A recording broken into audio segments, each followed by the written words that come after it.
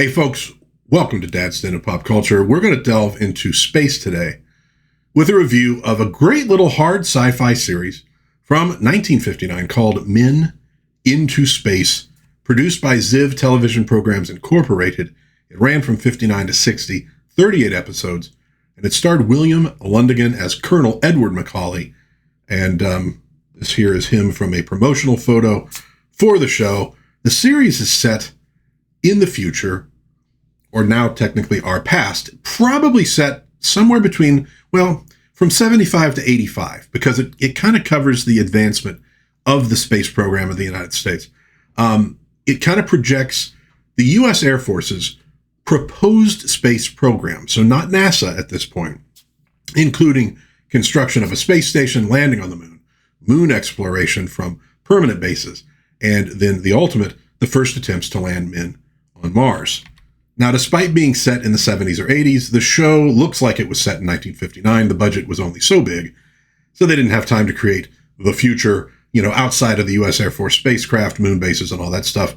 What the show lacks in that sort of accuracy, it makes up for in trying to get the engineering and mechanics of spaceflight correct. Now, this is hard sci-fi, not space opera, although it also tackles the emotional lives of the men and a couple women who go into space, and those are the people they leave behind. So, if this thing had been more accurate, maybe this is what Colonel Macaulay would have looked like in his spacesuit. Well, for this review, we're going to walk through the first episode to give you an idea of what they were doing in this series. Episode 1 begins with the music and the narration. The things you are about to see have not happened yet. And then they show some scenes from this upcoming story. And they tell you you're about to see a missile launch, the XMP-13 experimental moon probe. They use a great deal of stock footage in the show for rocket launches, which only makes sense for budgetary reasons and the fact that, there weren't any actual, footage of people going up into space yet. The missile will carry 3 human beings into space. And right off the bat, we're seeing the human side of the space program, with Macaulay saying goodbye here to his son and his wife. Wife is played by Angie Dickinson in this pilot episode, while the press is snapping photographs. We then see these hand-picked reporters assembled by the gantry. They've been briefed on the flight and will be stationed in a room adjacent to the control room. They really do take pains in this series to keep it real. The acting and dialogue can be maybe a little bit dramatic, a little bit cheesy here and there, but not to the point that it distracts from the main point of the show, which is showing the opportunities and dangers of the planned space program. We get the introduction of the 3-man crew, at the press conference, etc. The lowdown: the trip will take 2 days, a day out, a day back.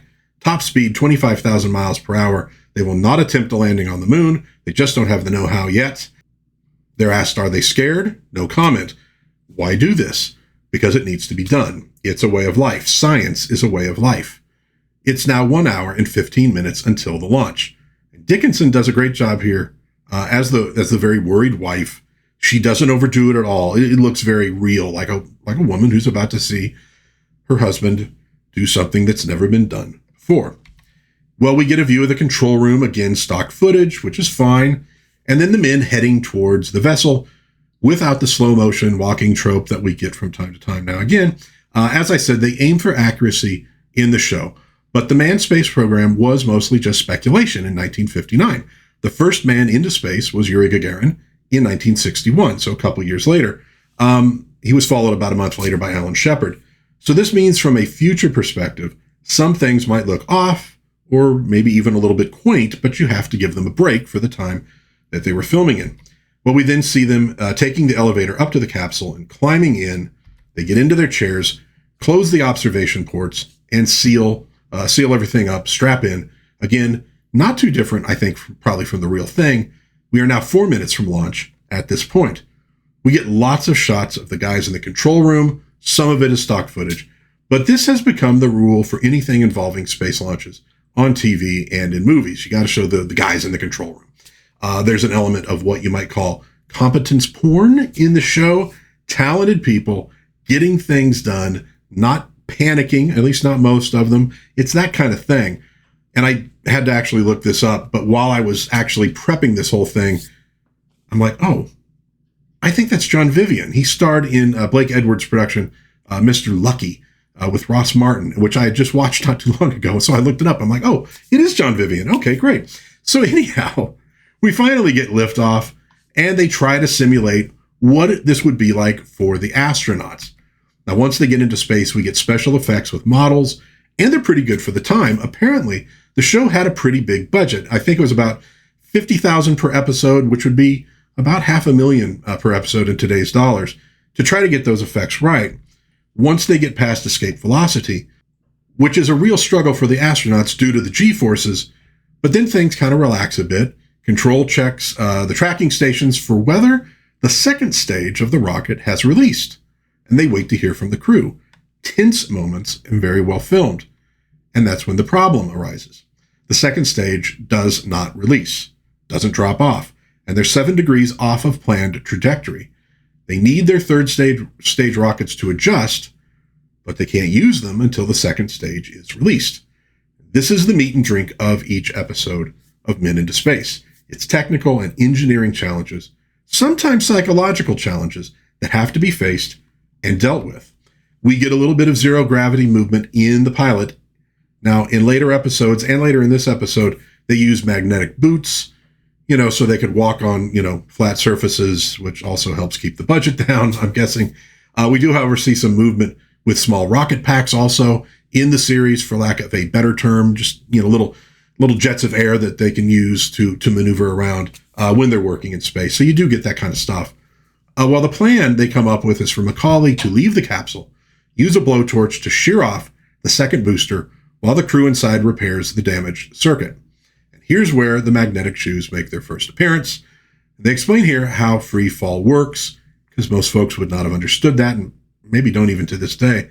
And basically why Macaulay can work outside, at going 25,000 miles per hour without actually falling off of the thing. For this portion, we do get a big mock-up of the spacecraft. I believe they use something a little different than this in the subsequent episodes, and that shows up also in another old movie. Mac is successful ultimately in cutting through the the release, but when it releases, it knocks his torch askew, and this sends him off the ship and into space, which is not ideal. They have the ability now to maneuver, but there's a time factor. Do they have enough time to save Macaulay? And I'll let you watch the episode to find out.